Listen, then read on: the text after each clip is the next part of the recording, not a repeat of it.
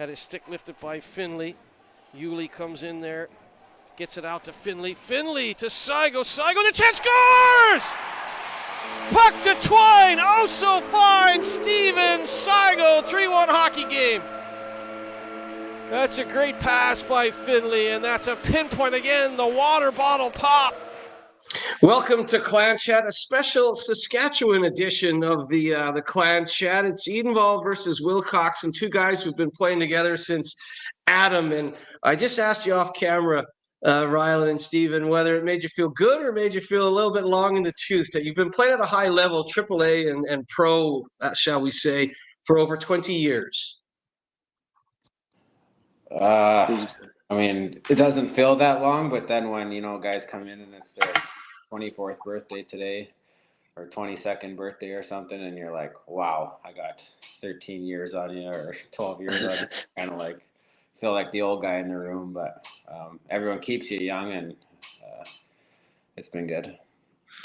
Well, you've both been playing like young guys. I mean, and let's talk about the team overall, because I know neither of you guys like to talk about individual success. It's about team success.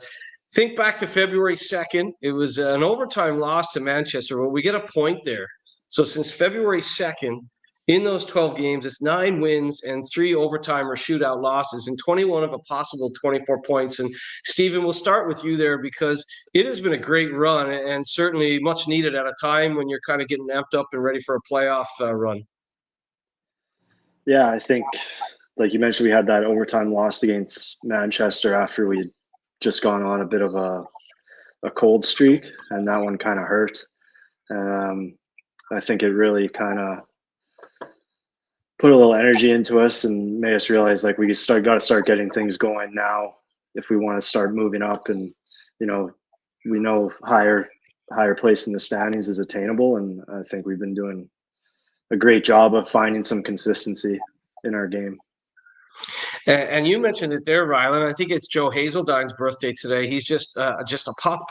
And you look around the room, and there's that great mixture of the youthful exuberance and certainly the veterans and the guys who've been playing pro for a lot of years in some of the top leagues on the planet. So is it because of that mix and certainly with Corey's experience that you've been able to kind of get this run going since February 2nd?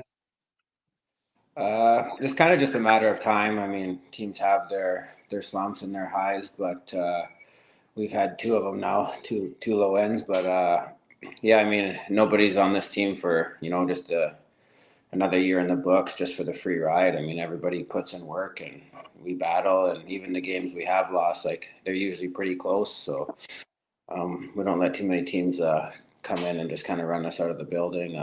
Every game has been pretty tight. So yeah, I mean, now is a good time to be on the roll. Both of you guys, first year in the EIHL, and I'm sure you would have talked to some of the guys in the room and talked to Corey about what to expect from the EIHL. And Steven, we'll ask you first from a defenseman, what's your take on the league? Is it better than you thought, right about what you thought, or are you pleasantly surprised by the level? Yeah, I was definitely a little surprised. I mean, I knew a lot of players that have played here, so I know they had a lot of top talent and high skill, but it's the hockey IQ is very high, and the speed is honestly higher than I thought it would be. But it's very competitive, physical. There's a lot of speed in hockey IQs. Yeah, I don't think the league really gets the credit it deserves when you ask around the hockey world, but no, it's been really good. And how about you, Rylan? I mean, you've been on a good tear personally and up to 14 goals in the league. So you've certainly adjusted well to life in the EIHL. But from those starts, the exhibition games to Solway, and now all the way up to this good run that we're on, how do you feel about the level of the league and where you're at? It is higher than I had expected coming into the season. I mean, playing in other leagues, it doesn't get much credit, like Steven said. But I mean, even in exhibition, we start a little bit later here, so teams aren't where they're kind of at compared to the other teams starting August 1st or whatever in some other leagues. But yeah, I mean, every team's got a top line from 10 to 1, and then everybody else mixed in there. It's a strong league.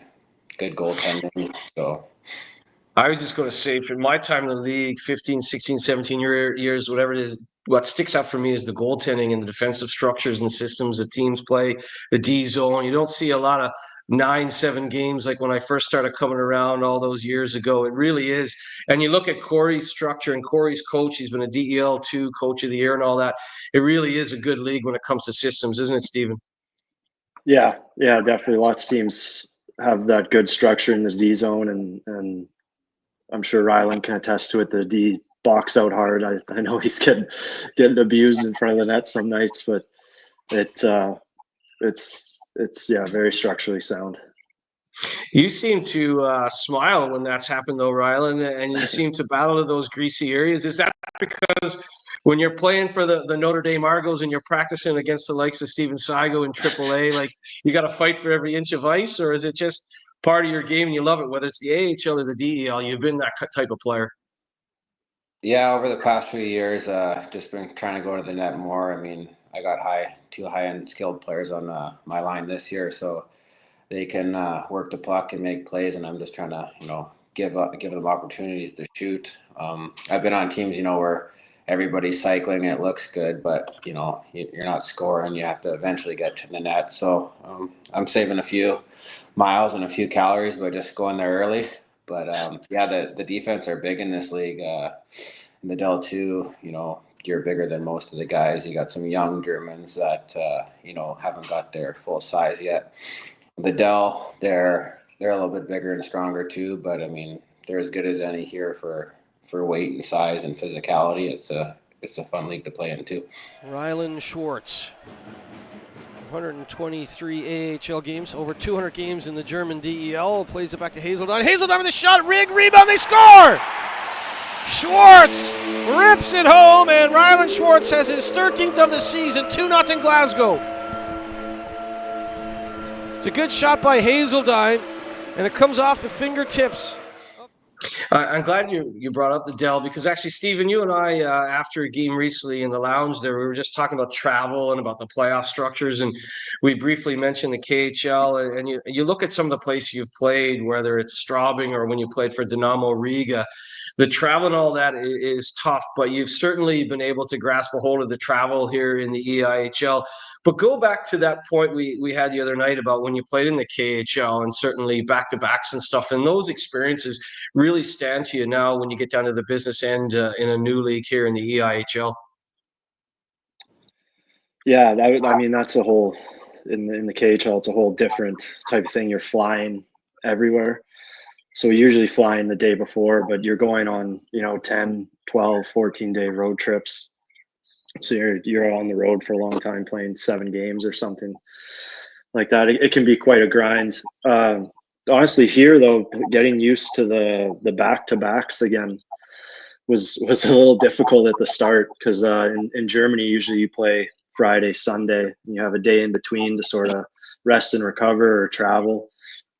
Here playing Friday, Saturday, Sunday. Sometimes you're bussing up day of the game, bussing back, and then playing a game right away the next day. So that was difficult to get used to. I was cramping up in the second games lots of the times at the start of the year until my body got used to it. Certainly used to it now. And Rylan, we spoke a little bit the other night as well about that sort of back-to-back scenario and keeping your body in good shape. And that's certainly the strength and conditioning component. I mean, there's a strength and conditioning coach, and there's all the things off the ice in place for you guys. Have you found that a good adjustment as well? Because a lot of people think Dell too, and Dell is such a much more professional, high-end league. But I think in Glasgow, you guys are treated well and get those opportunities to have the S&C coach and whatnot. Yeah, we have the staff for everything. They come to. We have 2 gyms we could use. They meet guys at either one, so they're able to move around and try to help us out any way they can. And Corey's been great with, he knows the back-to-backs can wear on you, and if games are coming up, so he's not shy about, giving the guys a rest day here and there, or, practice calming it down a little bit. But yeah, it was adjustment to begin with, but you get used to it after, a month or 2. But now going on in and out, we should be fine.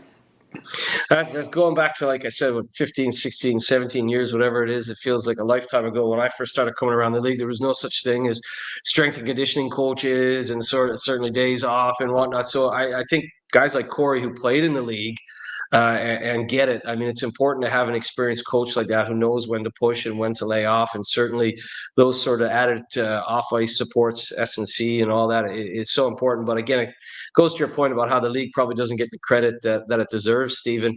When you look back to those early days in grade 4 in Edenwall and Wilcox, and then playing like AAA and stuff, is there a memory of when you first started playing together that you look back on fondly? And now you're in Glasgow and you're going, okay, this has been quite a journey. Is there anything that sticks out for you, Stephen? I guess there'd be a couple. I mean, when we were in Pee Wee, we won the Pee Wee AA provincial title together. So that was pretty fun. And then when I came back to Saskatchewan in the 9th grade, we played at Notre Dame together for 2 years. In our second year there, we were on the Argos together. And they have 2 midget AAA teams. The Argos is like supposedly the second team, and the Hounds is like the better team, like older guys and sort of supposed to be the better players. But we beat the Hounds 3 out of 4 games that year. So I don't know if that's been done again since, or I haven't looked, but that was pretty special. And I'm glad you bring up the U18, the 05-06 season. Do you remember how many points you had that year, Stephen? Was that Bantam? That would have been that AAA year. I think you had 6 goals and 18 assists in 2005, 2006, and your buddy there had 18 plus 26. You were amongst the team leaders with the Argos, and it was with the Argos, it was a fun year. Yeah, it must have been a fun year. Do you remember looking at your buddy there and going, he's scoring regularly? 18 goals at that level of hockey is quite something. Yeah, I mean, it was our first year midget, and the Saskatchewan Midget League is a pretty tough league, especially when you're your first year in there. It's very physical and rough. Yeah, no, it was a fun year. We didn't have the best team, and it was kind of tough coming off our previous season, because that was probably, I don't know if Rylan, I know for myself, that was the best team I've ever been on. I think we lost 4 games that year. I think our record was like 63-4-2 or something. We won all these tournaments. Like, it was our Bantam AAA team. We had a bunch of good players. But no, both years there were a lot of fun, and I learned a lot while I was there. How about you, Rylan? You look back at those times with the Argos and playing AAA and with one of your best mates and just loving life, and now you're playing golf at St. Andrews and all the things you guys are doing off the ice. I mean, it's been a 20+ year journey from Atom hockey to professional hockey. Is there anything that sticks out for you, the relationship between you and Steven on the ice and off the ice? Well, going back to what was it, the Adam one where we had won the provincials. We even called my brother up, and he was just a little guy. And I remember my dad had Gary. His dad was the coach, Gary, and my dad had told him to sit Jaden a little bit because he didn't want him to get hurt. He was half the size of everybody. So that was pretty fun playing with the both of them there too. And then we split at juniors there. He went off to Alberta, and I was looking to go there, but a cousin of mine, second cousin, was fired as the coach. So I ended up staying back in Notre Dame for a couple more years. And then, playing against each other in college, that was pretty fun. Had a couple battles. I remember one time Jaden came off swearing at him because Steven had him in the corner in a headlock or something like that. Some good moments as teammates and even playing against each other. Backhanded Keaton Jameson gets onto it, squished up behind the boards. Seigo keeps it in play. Stephen Seigo tries the shot, it's gone in! Stephen Seigo with the opening goal! Wonderful bit of play from the Clan, great determination from Seigo. Looks up, saw the chance, and McCollum's beaten already. You probably have a lot of good memories of playing against each other because you both battle hard on every shift. So it's the old adage that once you get on the ice, it's not best friends, or once you're playing for your club, you're not playing for your country anymore. And certainly your brother's done all right, hasn't he, Jaden? I wonder if he, like this time of year, players in the NHL are always kind of worried at trade deadline time. Do you kind of keep in touch with him around the trade deadline and just kind of talk him down if there's any sort of rumor mill swirling around him and his spot? He hasn't been mentioned too much in the trade world. I know he had a trade, no trade clause or something like that going, but he really does enjoy Seattle. He's happy there, so I'm not sure if he'd want to leave if they even offered it to him, but he's got one more year there next year, so I guess depending how they're doing, that might be a movement year, but if he re-signs or anything along those lines, I enjoy going out there to visit him too in the summers. It's a really nice place to live, so. Seattle's a great city. He's in a great situation there. Talk about great situations. We joke about the golf and all that. I know your D partner, Simon Despres, wasn't the biggest golfer when he arrived in Scotland, but now he's apparently just golf.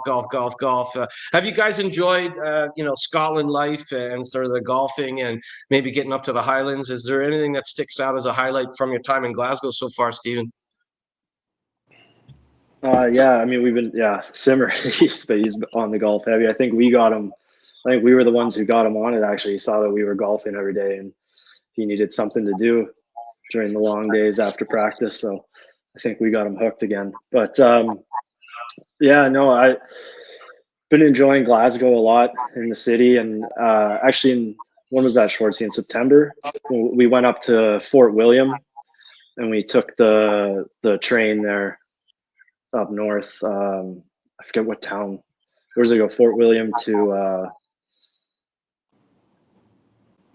I can't remember. It's like the Harry Potter train, basically. Like you're taking that path over the bridge that's in the I think movie. it's Maleg. Yeah. Our producer is saying it's Maleg, but I probably pronounced that wrong. But I wasn't on the train with you guys. Come on, Rylan, you're geography. I thought you were a geography buff.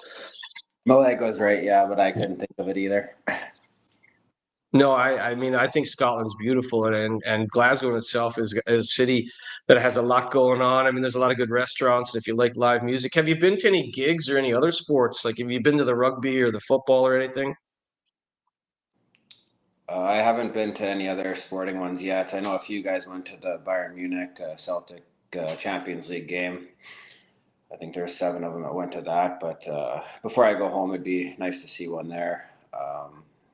Whichever team's playing wouldn't matter, but yeah, the golf's been good. The funny story with Simone is, well, first I was with Steven and he was looking at clubs and we were there for about 2 hours and he was sweating, hitting into the simulator, different ones, and then I went with Simone and we literally walked into the store, tells the guy he wants like clubs any kind. He came out with a bag and we walked out, and I was like, that might be the quickest trip I've ever seen, but he's been back to upgrade those already, so yeah.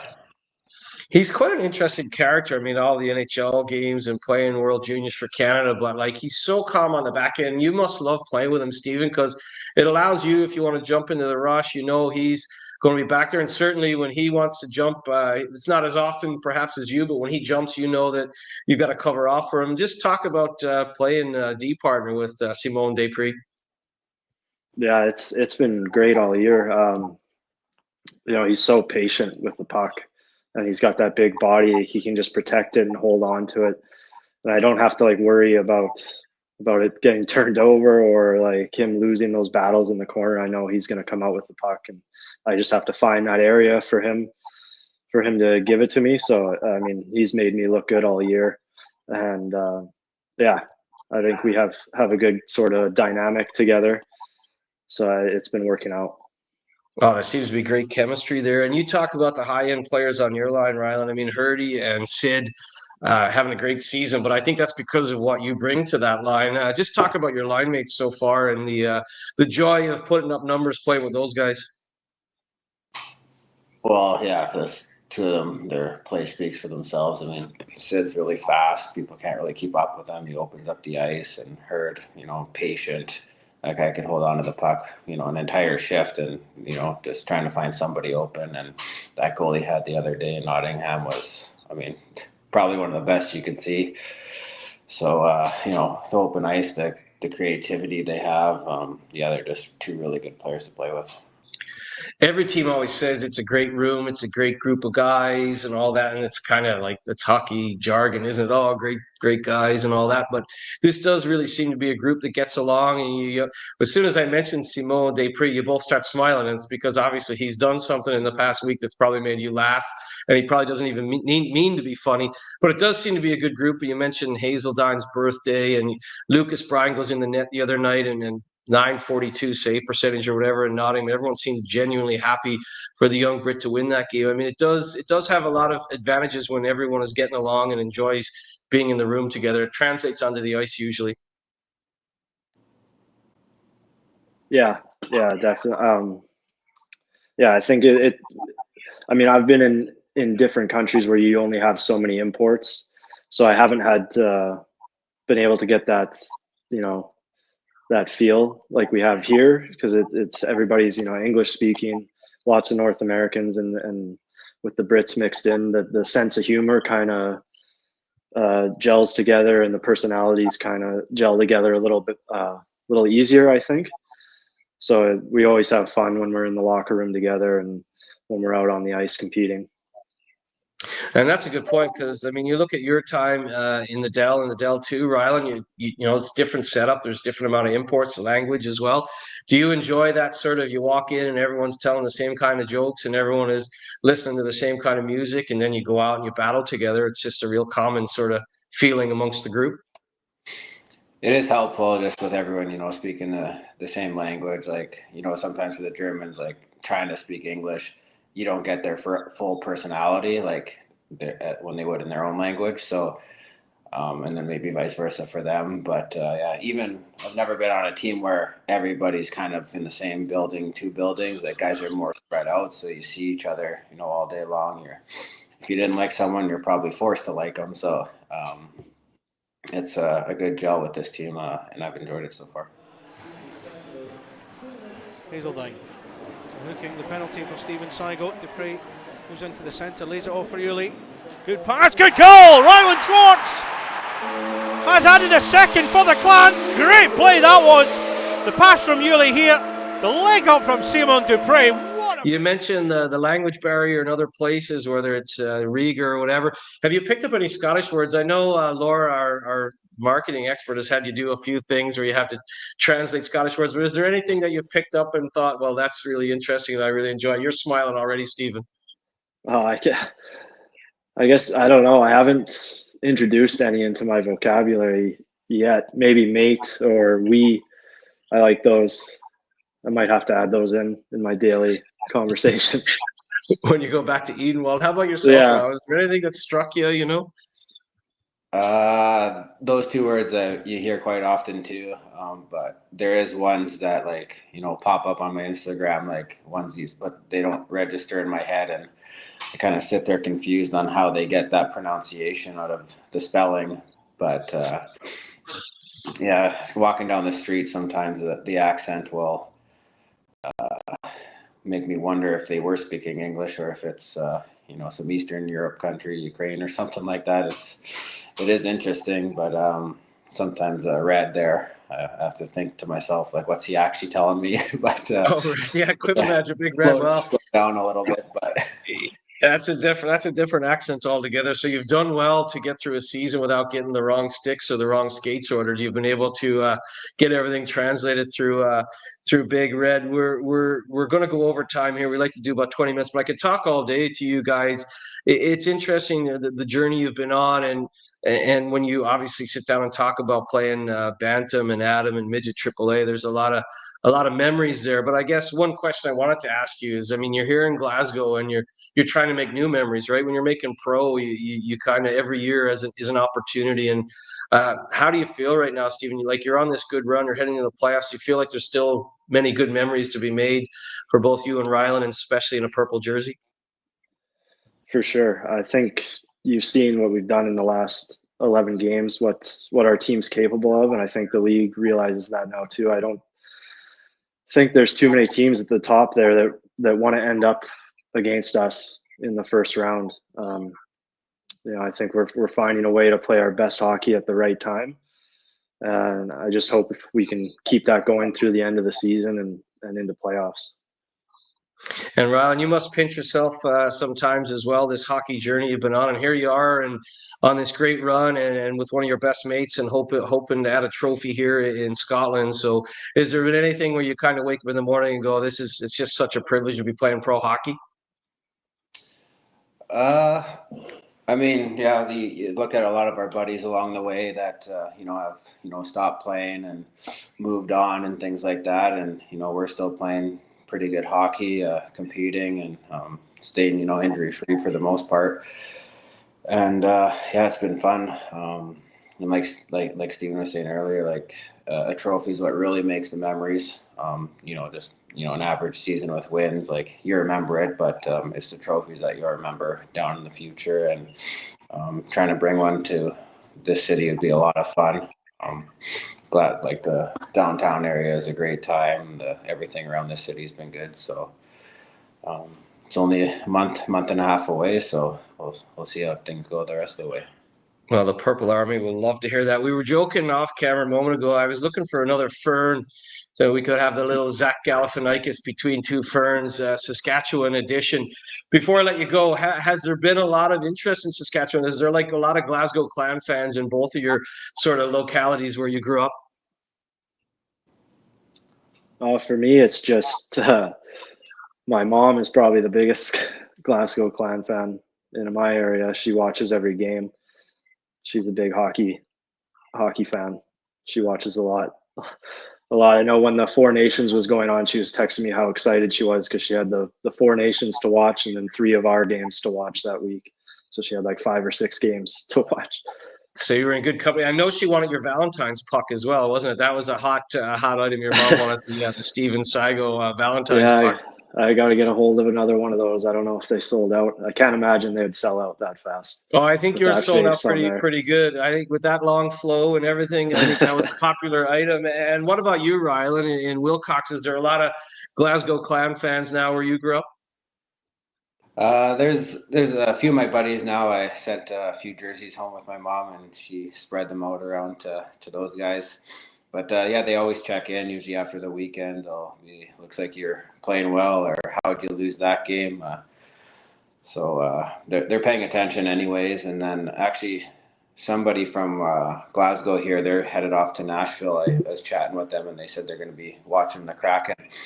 And my brother played there, so we'll see. Even one fan here had me sign my brother's jersey, and they assumed that's going to be the closest they'll get. And I was like, well, I don't want to ruin this thing on you, but sure.